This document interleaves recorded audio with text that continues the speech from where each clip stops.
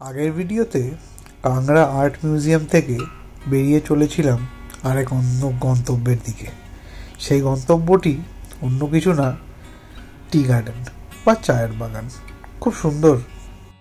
নমস্কার বন্ধুরা, আপনাদের আবারও স্বাগত আমাদের আরেকটি ব্লগে।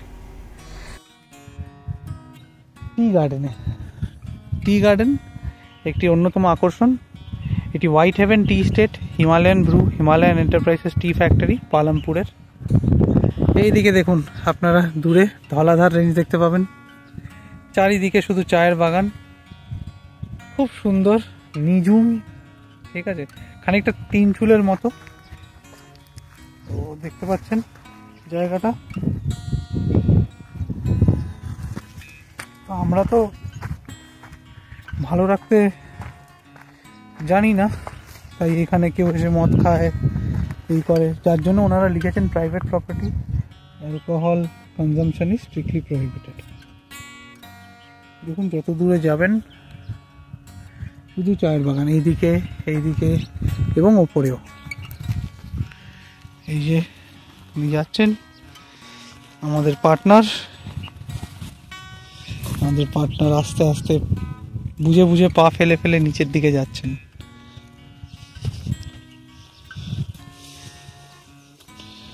পালামপুর কি চায়, যদি কেউ খেতে চান অবশ্যই আসবেন এই চা বাগানে। এটি ধর্মশালা থেকে 2-2.5 কিলোমিটার দূরে। এইদিকে চারিদিকে শুধু দেখুন, এখানে একটু হোটেলও আছে। আর এইদিকে দেখুন বাগান বাগান বাগান। এই যে দূরে সাদা ফুলটি ফুটেছে দেখতে পাচ্ছেন, এটার ফলও হয়। আর আমরা এখন বেরিয়ে পড়েছি চা বাগানের ভেতর দিয়ে হাঁটার জন্যে। এই যে আমরা যাচ্ছি, এখানে ঘুরে দাঁড়ালাম, কি সুন্দর। হাই। চা বাগানে ঘুরে ক্লান্ত হয়ে পৌঁছে গেছিলাম ওনাদের স্টল থেকে আইস টি খেতে। অসাধারণ ফ্রেশ। 80 টাকা করে মূল্য নিয়েছিল, কিন্তু ওটা আর অন্য কোথাও পাবো না। সেই দেখতে দেখতে এবার চা বাগান থেকে রওনা দেওয়ার পালা। পরের স্থান আমাদের সবার বা ক্রিকেট প্রেমীদের খুব পছন্দের। হ্যাঁ, হিমাচল প্রদেশ ক্রিকেট অ্যাসোসিয়েশনের স্টেডিয়াম, HPCA স্টেডিয়াম, ধর্মশালা। মাত্র 30 টাকার মূল্য দিয়ে আপনি পৌঁছে যেতে পারবেন HPCA স্টেডিয়ামের ভেতরের যে কোনো একটি গ্যালারিতে। হ্যাঁ, IPL বা কোনো ক্রিকেট ম্যাচ দেখার জন্য নয়, জাস্ট স্টেডিয়ামটি দেখার জন্যে।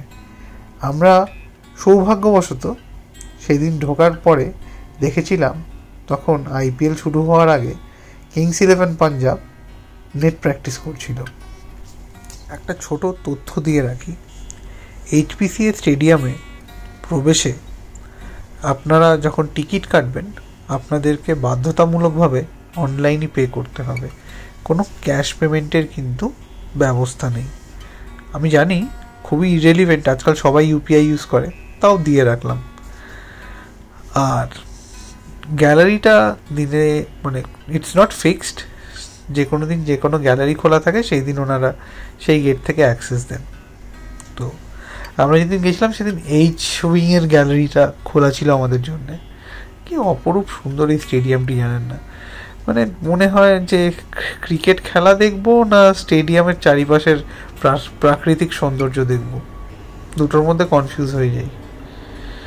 তবে হ্যাঁ, একটা জিনিস দেখলাম, কিংস 11 পাঞ্জাব কিন্তু বেশ ভালো প্র্যাকটিস শুরু করেছিল।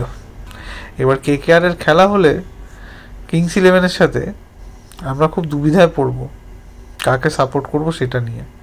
হ্যাঁ, বলতেই পারেন কলকাতার বাসিন্দা, KKRকে সাপোর্ট করবো না কেন, কিন্তু এত সুন্দর একটা নেট প্র্যাকটিস সেশন দেখালো কিংস 11, তাদেরকেও সাপোর্ট কীভাবে না করে থাকি বলুন।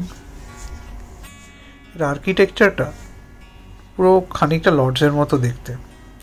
তবে স্টেডিয়ামের ভিউ দেখুন, আকাশ তখন পরিষ্কার হয়েছে, মেঘের ছায়াগুলো পাহাড়ের ওপর গিয়ে পড়েছে, কি অসাধারণ লাগছে।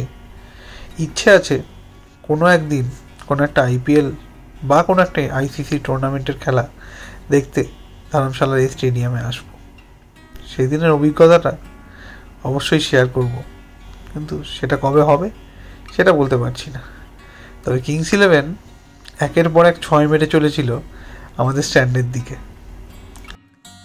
হ্যাঁ, আরেকটা জিনিস বলে রাখি, এইখানে কিন্তু বসে থাকার বা এন্ট্রির পরে আপনি কতক্ষণ থাকবেন তার কোনো লিমিট নেই, এটা আপনাদের ওপরই নির্ভর করে। হ্যাঁ, মাঝে তবে একজন এসে বলছিল খালি করার কথা, কিন্তু তার কথায় কেউই গুরুত্ব দেয়নি সেরকম। আরেকটা জিনিস দেখলাম, খুব সুন্দর কালার কোডিং করা আছে সিটগুলোতে, মানে পুরো স্ট্যান্ডটা বিভিন্ন রকম কালার করে ভাগ করা, যাতে স্টেডিয়ামের সৌন্দর্য আরও বেড়ে যায়। আর ওই দেখুন দূরে সেই পাহাড় বরফে ঢাকা, এটা ইউএসপি এই স্টেডিয়ামটির। ভাবা যায় এরকম একটা জায়গায় এত সুন্দর একটা ক্রিকেট স্টেডিয়াম।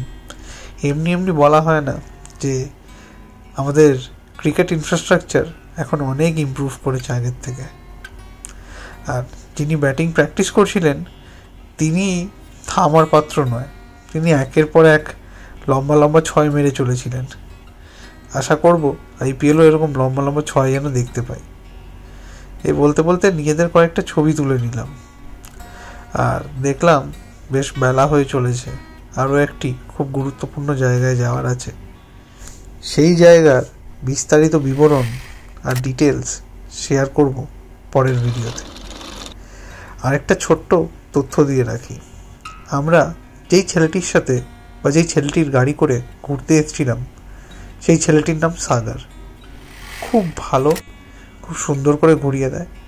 যদি আপনারা কোনো দিন প্ল্যান করেন ধর্মশালা যাওয়ার, প্লিজ আমি সাজেস্ট করব আপনারা কমেন্ট করে জানান, আমরা কন্ট্যাক্ট ডিটেলস ছেলেটি শেয়ার করতে খুশিই হব।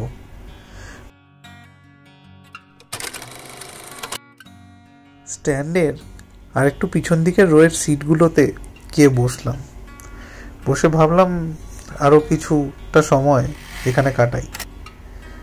একটা ওভারভিউ পাওয়া যায়, পুরো স্টেডিয়ামটা একটা অ্যাজ এ হোল আরও বেশি কাভারেজ দেখা যায়। সেই দেখতে দেখতে ভাবলাম এবার আস্তে আস্তে তো বেরোতে হবে, তাই একটু এন্ট্রান্স বা এন্ট্রি এক্সিট অ্যালেটার দিকে যাওয়া যাক। যতই বেলা বাড়ছিল স্টেডিয়ামের গ্যালারিতে লোকজনের পরিমাণও বাড়ছিল। এমন বলাটা ভুলই হবে যে সবাই ট্যুরিস্ট, কেন কি আমরা লক্ষ্য করলাম গতকাল আমরা কিছু লোকালদের সাথে দেখা করেছিলাম, তারা আজকে এখানে কিংস 11 পাঞ্জাবের সাপোর্টে তাদের প্র্যাকটিস দেখতে এসেছিল। আমি জানি না তাদের টিকিট কাটতে হয় কি না, বাট জায়গাটা অসাধারণ। পিছনে আরেকটা টেস্ট পিচ আছে যেখানে ওরা ব্যাটিং প্র্যাকটিস বা বোলিং প্র্যাকটিস করে। আর ওই দেখুন ধর্মশালা শহর, কি অসাধারণ জায়গা বলুন। সত্যিকারের চোখ জুড়িয়ে যাচ্ছিল স্টেডিয়ামের ভেতরে এবং বাইরের সৌন্দর্য দেখে।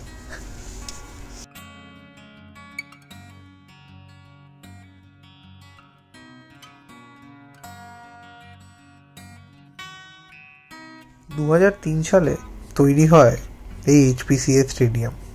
হ্যাঁ, তবে তার সেই দিনের থেকে অনেকটাই বদলে গেছে এখন স্টেডিয়াম আর তার রক্ষণাবেক্ষণ।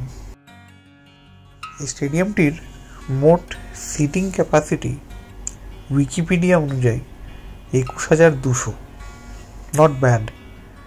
আর এটা সবথেকে বড়, এটা কিন্তু Himachal Pradesh cricket team, Himachal Pradesh women's cricket টিমের home club, as well as second home for Kings 11 Punjab.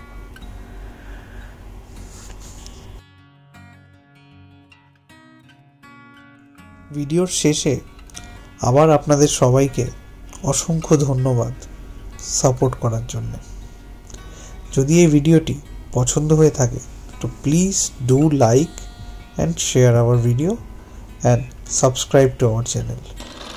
এই ছোট জিনিসটা আমাদের অনেক সাহায্য করবে। Thank you.